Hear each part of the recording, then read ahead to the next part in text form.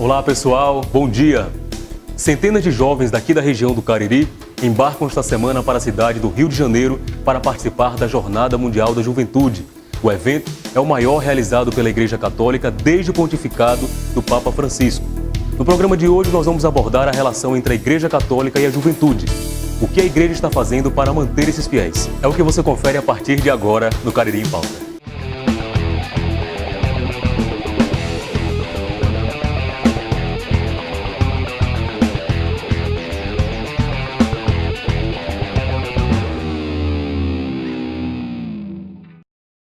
O Brasil possui hoje cerca de 123 milhões de fiéis católicos. A religião é de longe a que possui o maior número de fiéis. No entanto, um estudo divulgado pela Fundação Getúlio Vargas aponta que o número de fiéis católicos caiu cerca de 7% nos últimos 10 anos. O dado pode até não ser tão preocupante, uma vez que os católicos ainda são maioria.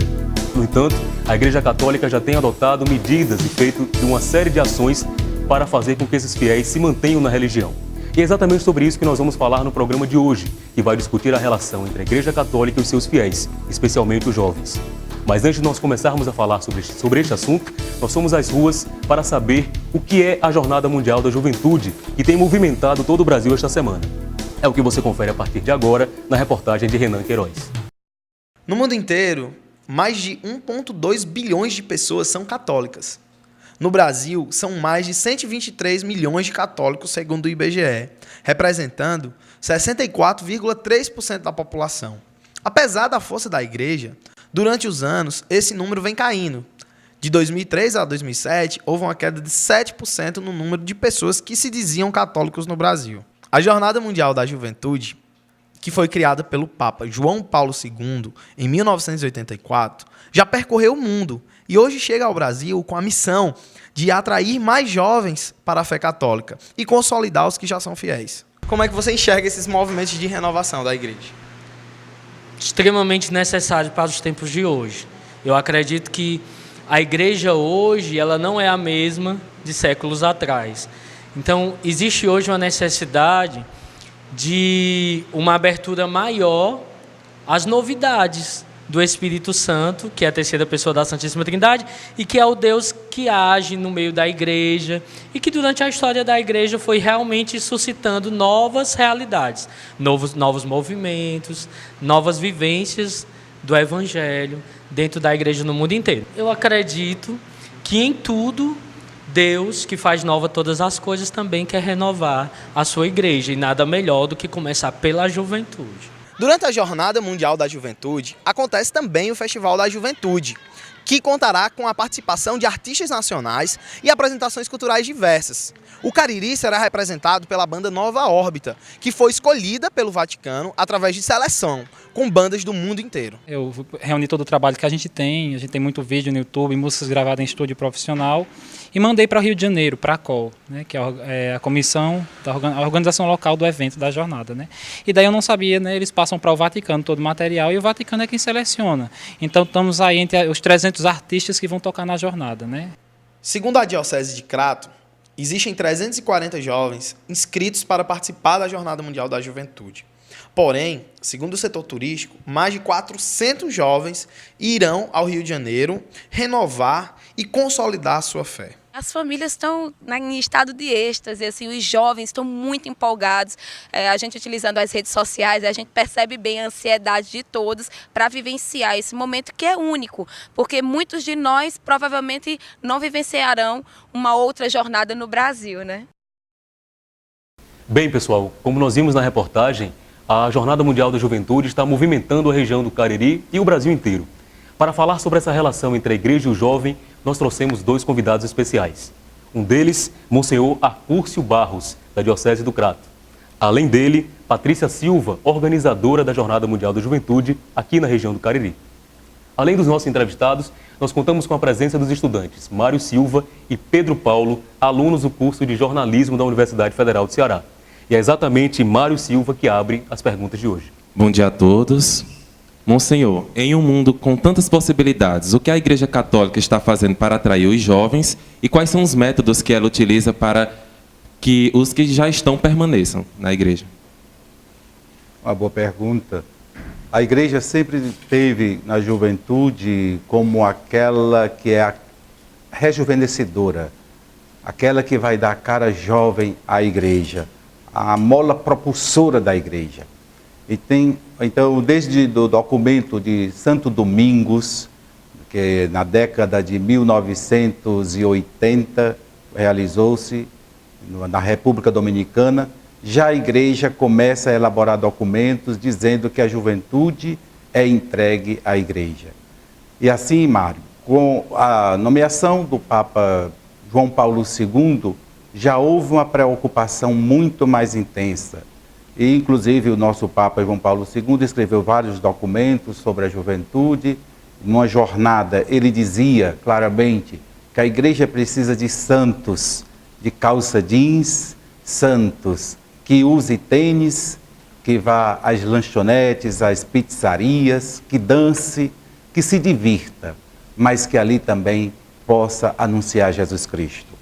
Então, a igreja preocupada sempre com este potencial grande que existe nela, que é a juventude. Então, estamos investindo fortemente na formação de jovens.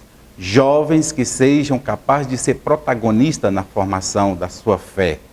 Não queremos uma igreja, como hoje temos, uma igreja de jovens que sejam meros espectadores, mas que sejam agentes de transformação, que sejam evangelizadores.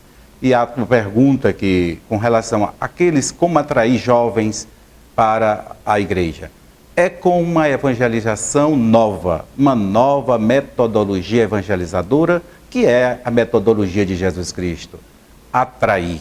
Uma evangelização, um anúncio, que seja um anúncio que seduza, que conquista o jovem para ela. Não jovens carola, mas jovens que falem de Cristo de forma jovem. É o jovem evangelizando o jovem que vai garantir verdadeiramente a permanência da juventude na igreja. É termos uma igreja jovem evangelizada pelo jovem. Bom dia a todos que nos assistem, bom dia Patrícia, bom dia Monsenhor Arcúcio, bom dia Ed. Patrícia, eu gostaria de saber de você, como a organizadora local da Jornada Mundial da Juventude, qual a programação lá no Rio de Janeiro e se vai haver algum evento aqui na região do Cariri, na Diocese do Crato. Certo. Bom dia, Pedro Paulo, bom dia, professor Ed, nossos amigos de curso aqui da Universidade Federal do Ceará e você também que nos acompanha através da TV Verde Vale. Bom, na verdade, Pedro, essa Jornada Mundial da Juventude, ela começa para o país sede a partir do momento que nós recebemos os símbolos, que é a cruz peregrina e o ícone de Nossa Senhora doadas pelo Papa João Paulo II na primeira edição da JMJ, que aconteceu lá em 1986, na Praça de São Pedro, em Roma. Então, ele entrega esses símbolos e esses símbolos eles permanecem até hoje. Recebendo os símbolos, a última edição aconteceu em Madrid, Espanha, no ano de 2011. Então, esses símbolos eles começam a peregrinar por todas as dioceses do país, certo? E aqui na Diocese de Crato, nós tivemos a graça de receber os símbolos da jornada nos dias 23, 24 e 25 de fevereiro de 2012. A partir daí já repassamos para outras dioceses.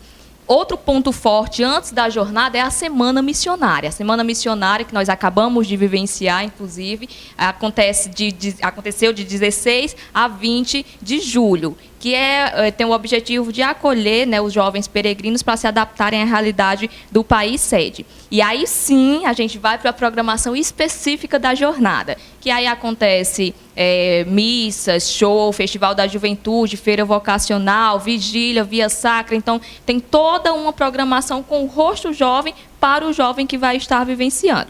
Aqui na Diocese de Crato, nós tivemos a graça de ter um aumento muito grande na participação dos jovens que estão participando dessa 28ª edição da Jornada Mundial da Juventude. Para Madrid, nós conseguimos mandar apenas 26 delegados, 26 jovens estavam nos representando lá na capital espanhola. E aqui, para o Rio de Janeiro, para esta edição, nós temos um número de 400 jovens que estarão representando a nossa diocese lá no Rio de Janeiro.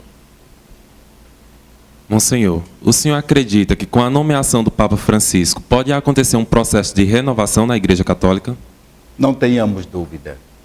Francisco de Assis foi aquele que renovou a Igreja de Cristo. renova, refaz a minha igreja.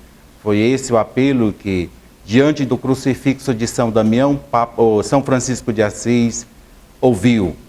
E o Papa Francisco, movido também por este apelo franciscano, ele com certeza trará um novo rosto para a Igreja de Jesus Cristo. Uma igreja mais comprometida com o pobre, uma igreja mais evangelizadora, uma igreja mais profética, uma igreja mais próxima do povo, uma igreja menos dos castelos. Tanto é que o nosso Papa renunciou ao próprio palácio para morar na Casa Santa Marta, que é uma casa simples, modesta. E os apelos que o Papa faz nos dias de hoje, continuamente se dirigindo aos bispos, aos seminaristas, aos padres, aos religiosos, é de sempre uma austeridade na vida, no testemunho, austeridade no testemunho de vida. E, ao mesmo tempo, a evangelização de uma forma inspirada e espelhada na pessoa de Jesus Cristo. Portanto, sem dúvida nenhuma, o Papa Francisco trará uma renovação para a Igreja de Cristo, aproximando a Igreja do mundo, falando para o mundo no século XXI. Patrícia, como é ser um jovem de igreja em um mundo tão moderno, tão materialista? Bom, Pedro, o nosso Papa Emérito, Bento XVI, ele costumava dizer para a nossa juventude que a juventude ela não foi feita para o prazer, mas sim para o desafio. Então, para a gente, é um grande desafio assumir essa identidade de cristão em meio a tanta modernidade, em meio a tanta mudança de época que a nossa juventude enfrenta nessa modernidade. Mas, quando nós temos o foco no amor de Deus, que somente Ele pode nos preencher, e a partir do momento que a gente assume esse caminho de estar próximo de Deus, que é o papel da religião na sociedade de hoje, é claro que muitos desafios, muitos desânimos vão nos acompanhar também no caminho. Mas aí eu pego também mais um ensinamento da Jornada Mundial da Juventude, né? Quando o Papa João Paulo II entregava a cruz para os jovens, lá na Praça de São Pedro, ele dizia, peguem essa cruz e mostrem ao mundo que somente pela morte, pela dor, pelo sofrimento de Jesus Cristo é que todos nós chegaremos à glória da ressurreição. Então, através desse sofrimento, dessas batalhas que a gente enfrenta diariamente, é que nós vamos ter essa salvação, ter essa felicidade plena que o ser humano tanto procura. Este foi o primeiro bloco do Cariri em Pauta, que nesta edição está falando sobre a relação entre a Igreja Católica e o público jovem. Nós vamos a um breve intervalo e daqui a pouquinho estaremos de volta. Não saia daí.